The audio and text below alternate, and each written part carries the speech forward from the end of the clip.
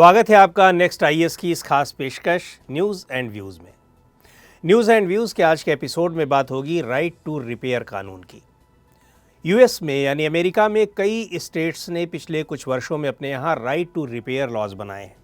आज की चर्चा इन्हीं राइट टू रिपेयर कानूनों पर होगी।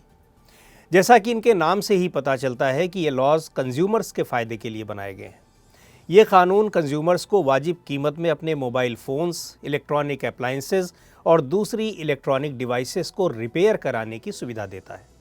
और ये रिपेयरिंग ओरिजिनल इक्विपमेंट मैन्युफैक्चरर्स यानी OEMs को करानी होगी। वो चाहें तो खुद करें या फिर किसी थर्ड पार्टी से करा कर दें।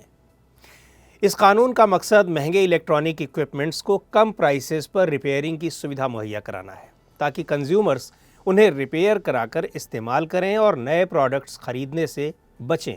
इस कानून के बैकग्राउंड पर नज़र डालें तो 1990 के डिकेड के आखिर में जब अमेरिका में पॉलिसी मेकर्स ने डिजिटल मिलेनियम कॉपीराइट एक्ट यानी DMCA बनाया, तो आगे चलकर ओनरशिप का आइडिया बदलने लगा। DMCA ने ओरिजिनल इक्विपमेंट मैन्युफैक्चरर्स को प्रोटेक्शन दिया, जिससे कोई थर्ड पार्टी रिपेयरिंग करने वाले सॉफ्टवेयर प्रोटेक्शन कोड्स को न तोड़ पाए।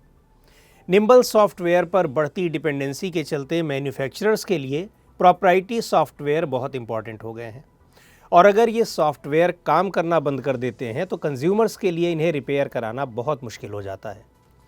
यूएस में बड़ी बड़ी टेक फर्म्स ने कंज्यूमर्स और थर्ड पार्टी रिपेयरर्स के लिए सॉफ्टवेयर कोड के चलते डिवाइसेस को रिपेयर करना मुश्किल बना दिया था, और इन टेक फर्म्स को DMCA कानून से ही प्रोटेक्शन मिला था। इसके पीछे टेक कंपनियों का तर्क था कि यदि किसी थर्ड पार्टी को रिपेयरिंग की इजाज़त दी जाती है तो इससे कंप्यूटर, टैबलेट या मोबाइल जैसी डिवाइसेस से कंज्यूमर्स के प्राइवेट डेटा चोरी होने का डर रहेगा। भारत में भी मिनिस्ट्री ऑफ कंज्यूमर अफेयर्स ने इसके लिए एक फ्रेमवर्क कमेटी बनाई है।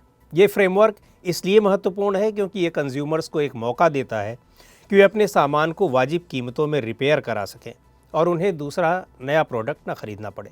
इस फ्रेमवर्क में जो सबसे महत्वपूर्ण सेक्टर्स हैं वो हैं फार्मिंग इक्विपमेंट, मोबाइल फ़ोन्स और टैबलेट्स, कंज्यूमर ड्यूरेबल्स, ऑटोमोबाइल्स और ऑटोमोबाइल इक्विपमेंट से रिलेटेड। इसके लिए मिनिस्ट्री ने एक राइट टू रिपेयर पोर्टल भी बनाया है। ये पोर्टल प्रोडक्ट से जुड़ी सारी इन्फॉर्मेशंस जैसे service, warranty, terms and conditions के लिए एक तरह से एग्रीगेटर का काम करता है। राइट टू रिपेयर का सिग्निफिकेंस क्या है? ये बड़ा अहम सवाल है। सबसे पहले तो इसका फ़ायदा ये है कि इससे वेस्ट यानी कचरे को कम से कम किया जा सकता है, क्योंकि अगर किसी कंज्यूमर का सामान कम कीमत में ही ठीक हो जाएगा तो वो नया सामान नहीं खरीदेगा और वेस्ट भी नहीं बढ़ेगा। एक अनुमान के मुताबिक भारत में फाइनेंशियल ईयर 2022 में 16,01,155 टन से भी ज़्यादा वेस्ट निकला था। इस पोर्टल पर प्राइस, ओरिजिनलिटी और स्पेयर पार्ट्स की वारंटी से जुड़ी चिंताओं का भी सलूशन मिलता है, क्योंकि ये पोर्टल कंज्यूमर्स को ये मौका देता है कि वे स्पेयर पार्ट्स और इन्हें बनाने वाले देशों की ऑथेंटिसिटी के बारे में जान सकें। इसके अलावा इस पोर्टल का एक मकसद मैन्युफैक्चरर की नॉन कॉम्पिटिटिव प्रैक्टिसेस को भी चेक करना है, लेकिन इससे जुड़े कुछ चैलेंजेस भी हैं। क्रिटिक्स का कहना है कि भारत में सरकार इस राइट टू रिपेयर लॉज को लेकर बहुत एग्रेसिव नहीं हो सकती, क्योंकि सरकार की तमाम प्रायोरिटीज़ में एक ये भी है कि यहाँ ज़्यादा से ज़्यादा कंपनियों को इन्वेस्टमेंट के लिए बुलाया जाए और ज़्यादा से ज़्यादा जॉब क्रिएट किया जाए। इसके अलावा प्रोडक्शन लिंक्ड इंसेंटिव PLI जैसी स्कीम्स भी आ रही हैं, जिसके बाद कंपनियों को राइट टू रिपेयर के लिए कहना थोड़ा मुश्किल हो जाएगा। हालांकि राइट टू रिपेयर का ये मूवमेंट लगातार मोमेंटम पकड़ रहा है, लेकिन ऑटोमोबाइल सेक्टर पर इसे अपना प्रभाव छोड़ने में शायद वक्त लगेगा, खासकर टेस्ला जैसी कंपनियों पर, जिस पर कैलिफोर्निया में केस चल रहा है। ये केस टेस्ला पर कारों को ठीक करने के लिए मोटी रकम वसूलने से संबंधित है।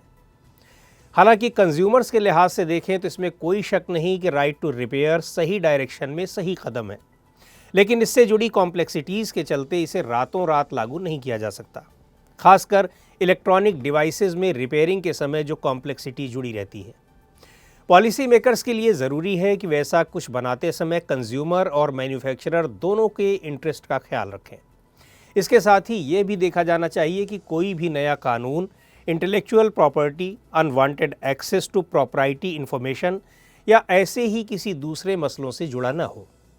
वहीं मैन्युफैक्चरर कंपनीज़ की बात करें तो राइट टू रिपेयर का मतलब मैन्युफैक्चरिंग और डिज़ाइनिंग के समय नए स्टैंडर्ड्स स्वीकारने से होना चाहिए, यानी उन्हें अपने प्रोडक्ट्स की रिपेयर इंफॉर्मेशन और मैनुअल्स और डायग्नोस्टिक टूल्स और सर्विस पार्ट्स थर्ड पार्टी को उपलब्ध कराने होंगे।